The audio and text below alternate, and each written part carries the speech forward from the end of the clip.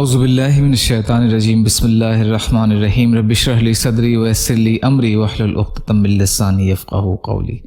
25 رمضان المبارک، اسلامی تاریخ، غزوہ بدر، مسلمانوں کی فتح۔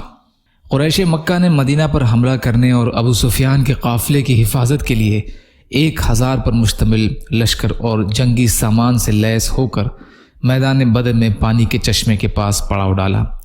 دوسری طرف حضور صلی اللہ علیہ وسلم 17 رمضان المبارک سن 2 ہجری میں صحابہ کرام رضی اللہ تعالی عنہ کو لے کر میدان بدر پہنچ گئے۔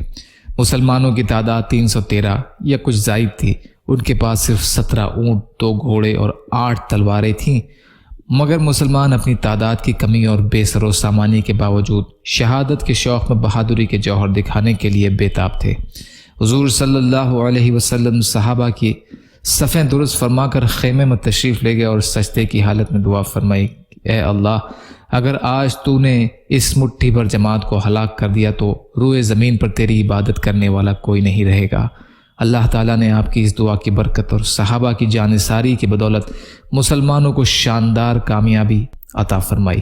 کفار مکہ میں سے عتبہ، شیبہ، ابو جہل، امیہ بن خلف جیسے بڑے بڑے 70 کافر مارے گئے اور 70 قید کر لیے گئے، جبکہ مسلمانوں میں بھی 14 صحابہ کرام رضی اللہ تعالی عنہ شہید ہوئے۔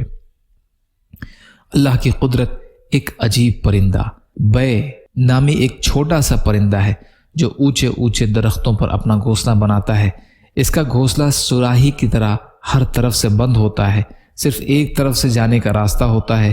اس میں بارش کا ایک قطرہ بھی نہیں جا سکتا۔ اس گھونسلے میں اپنی ساری ضرورتیں پوری کرنے کا الگ الگ انتظام کرتا ہے، یہاں تک کہ روشنی کا انتظام اس طرح کرتا ہے کہ ہر دن ایک جگنو پکڑ کر لاتا ہے اور اس کو گھونسلے میں پھنسا دیتا ہے، اور وہ جگنو رات بھر روشنی دیتا رہتا ہے۔ غور کیجئے کہ یہ کون ہے جس نے ایک چھوٹے سے پرندے کو انسانوں کی طرح ایسے ہنر اور فن عطا کیے ہیں۔ یہ سب اللہ تعالیٰ کی قدرت کا نمونہ ہے۔ ایک فرض کے بارے میں حج کی فرضیت۔ رسول اللہ صلی اللہ علیہ وسلم نے فرمایا، اے لوگوں، تم پر حج فرض کر دیا گیا ہے، لہٰذا اس کو ادا کرنے کی فکر کرو۔ مسلم کی روایت ہے، ابو ہریرہ رضی اللہ تعالیٰ عنہ راوی ہیں۔ فائدہ: جو کوئی اپنے گھر کے نان و نفقے کے علاوہ حج کرنے پر قدرت رکھتا ہو تو ایسے شخص پر حج کرنا فرض ہے۔ ایک سنت کے بارے میں عیدگاہ ایک راستے سے جانا، دوسرے سے آنا۔ رسول کریم صلی اللہ علیہ وسلم عیدگاہ ایک راستے سے تشریف لے جاتے اور دوسرے راستے سے تشریف لاتے تھے۔ ابو داؤد کی روایت ہے، ابن عمر رضی اللہ تعالی عنہ راوی ہیں۔ ایک اہم عمل کی فضیلت، کسی کو کھلانے پلانے کا انعام۔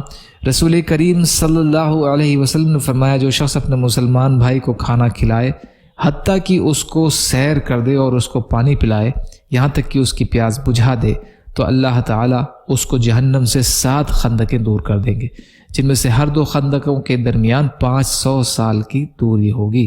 مستدرک کی روایت ہے، عبداللہ بن عمر رضی اللہ عنہ راوی ہیں۔ ایک گناہ کے بارے میں مال جمع کرنے کا وبال۔ رسول کریم صلی اللہ علیہ وسلم نے فرمایا، جو شخص اپنے پیچھے خزانہ چھوڑ جائے تو وہ خزانہ ایک گنجا 2 نقطے والا سانپ بن کر قیامت کے دن اس شخص کے پیچھے لگ جائے گا۔ وہ شخص گھبرا کر کہے گا، تو کیا بلا ہے؟ وہ کہے گا، میں تیرا خزانہ ہوں جس کو تو چھوڑ کر آیا تھا۔ پھر وہ سانپ اس کے ہاتھ کو کھا لے گا، پھر سارے بدن کو کھائے گا۔ صحیح ابن حبان کی روایت ہے، صوبان رضی اللہ عنہ راوی ہیں۔ دنیا کے بارے میں آدمی کا دنیا میں کتنا حق ہے۔ رسول کریم صلی اللہ علیہ وسلم نے فرمایا، ابن آدم کو دنیا میں صرف 4 چیزوں کے علاوہ اور کسی چیز کی ضرورت نہیں ہے۔ پہلا، گھر جس میں وہ رہتا ہے۔ دوسرا، کپڑا جس سے وہ ستر چھپاتا ہے۔ تیسرا، خشک روٹی، اور چوتھا، پانی۔ ترمذی کی روایت ہے، عثمان بن عفان رضی اللہ عنہ راوی ہیں۔ طب نبوی سے علاج، سورہ فاتحہ سے علاج۔ رسول کریم صلی اللہ علیہ وسلم نے فرمایا، سورہ فاتحہ ہر مرض کی دوا ہے۔ سنن دارمی کی روایت ہے، عبد المالک بن عمیر رضی اللہ عنہ راوی ہیں۔ فائدہ: علامہ ابن قیم رحمۃ اللہ علیہ فرماتے ہیں کہ اگر جسم میں کہیں درد ہو تو درد کی جگہ ہاتھ رکھ کر 7 مرتبہ سورہ فاتحہ پڑھے، انشاءاللہ آرام ملے گا۔ طب نبوی۔ قرآن کی نصیحت۔ قرآن میں اللہ تعالیٰ فرماتا ہے، اے ایمان والو، اگر کوئی گناہگار تمہارے پاس کوئی خبر لے کر آئے تو اس کی تحقیق کر لیا کرو، کہیں ایسا نہ ہو کہ تم کسی قوم کو اپنی لا علمی سے کوئی نقصان پہنچا دو، پھر تم کو اپنے کیے پر پچھتانا پڑے۔ سورہ حجرات کی آیت کا ترجمہ۔ یا اللہ ہم سب کو کہنے سننے سے زیادہ عمل کی توفیق عطا فرما۔ یا اللہ جو مظلوم ہیں، پریشان حال ہیں، بیمار ہیں، قرض میں ہیں، بے روزگار ہیں، محتاج ہیں، ان کی مدد فرما۔ یا اللہ دنیا اور آخرت کی تمام خیر عطا فرما، جو مانگا وہ بھی عطا کر دیجئے، جو بھول گئے ہوں اپنے فضل کرم سے عطا فرمائیے۔ یا اللہ صبر کرنے والا، شکر کرنے والا، اچھی طرح عبادت کرنے والا بنائیے۔ یا اللہ رمضان کریم کا حق ادا کرنے والا بنائیے۔ یا اللہ آپ جو بھی فیصلہ ہمارے لیے فرمائیں اس کا انجام بہتر فرما دیجیے برحمتک یا ارحم الراحمین۔ لا الہ الا اللہ محمد رسول اللہ۔ السلام علیکم۔